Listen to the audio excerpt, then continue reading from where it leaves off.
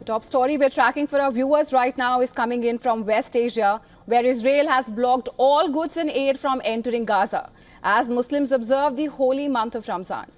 Now, the decision comes as talks on a truce extension appeared to hit an impasse after the ceasefire's first phase drew to a close.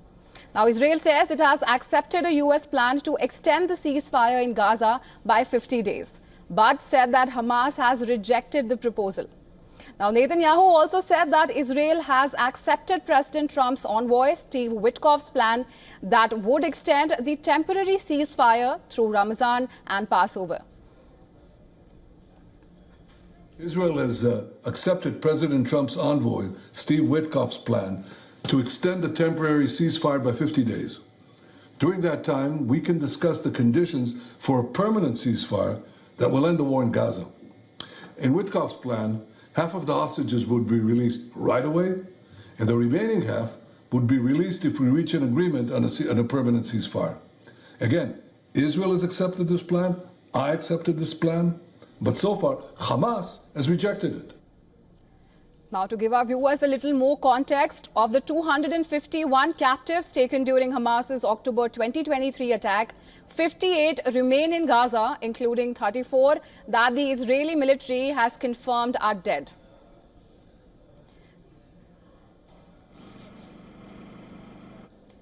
Now, Hamas has rejected the plan, insisting the war must end before any new deal can be made.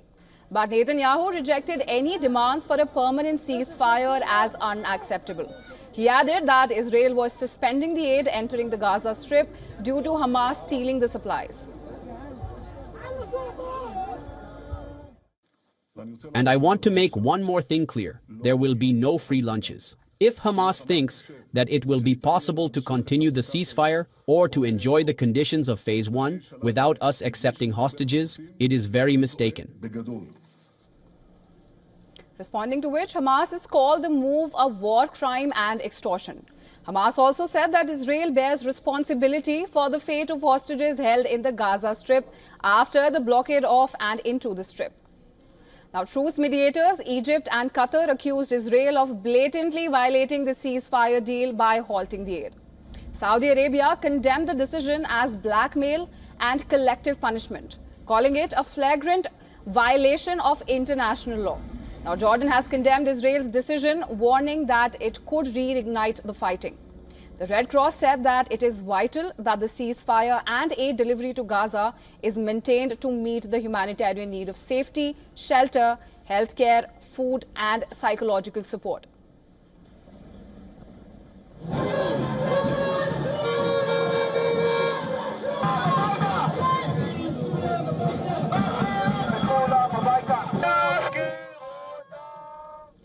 Well, Netanyahu's decision has sparked criticism from families of the hostages. Hundreds of protesters blocked the road outside Prime Minister's residence. They threatened to stay until the government agreed to a deal that would bring home all the remaining hostages.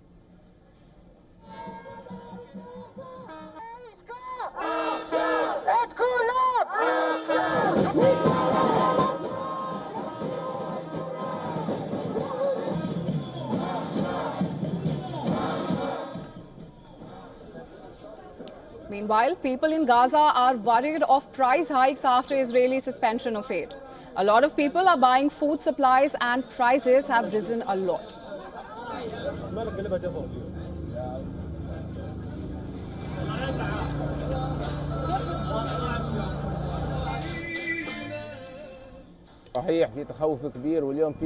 There is a lot of fear. Today there are a lot of people buying food supplies, and prices have risen a lot. The longer the crossing remains closed, the prices will rise and increase even more. Today a kilo of sugar costs 10 shekels or 12 shekels. Prices are rising and people are panicking about food supplies.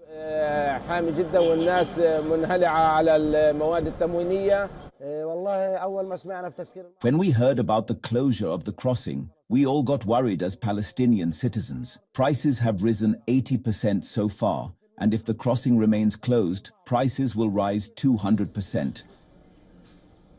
Well, this comes as Israel continues to pound Gaza. The health ministry reported 4 dead and 6 wounded in Israeli attacks. Israeli forces said they targeted suspects planting an explosive device in northern Gaza. Meanwhile, Gaza's civil defense reported artillery and tank fire near Khan Yunis.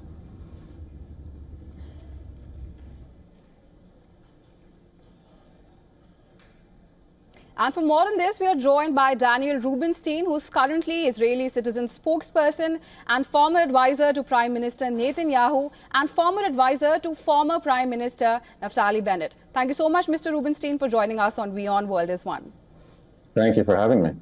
Well, to give our viewers some context, as part of this maximum pressure plan on Gaza, reports say that Israel is planning to halt power supply to Gaza and stop the entry of humanitarian aid, especially.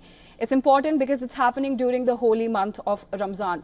And that leads me to my first question, Mr. Rubinstein, that PM Netanyahu has stated that Israel could resume military operations in Gaza if the negotiations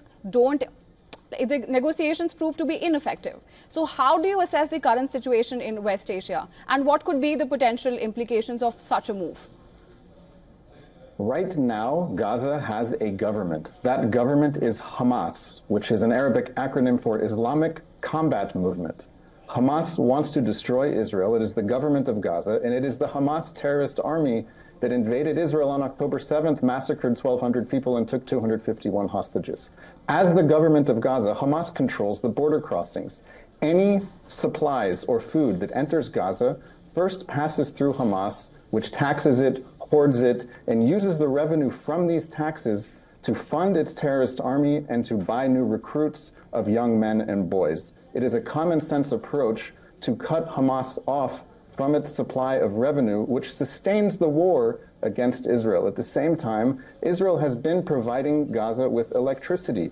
That might sound insane. Who provides their enemy with electricity when their enemy is saying, we're going to destroy you and we're holding hostages?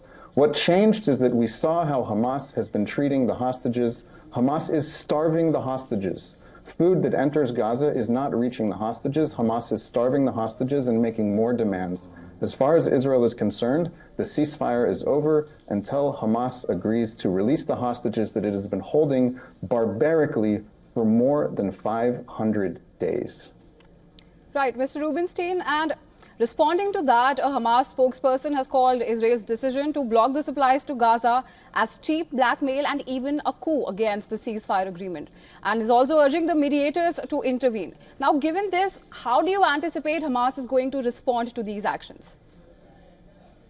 Hamas right now feels that the Israeli hostages that it has been holding are an asset. Hamas is holding these hostages and making demands, and its key demand is that it will be allowed to remain the government of Gaza so that it can carry out more October 7th style massacres in the future.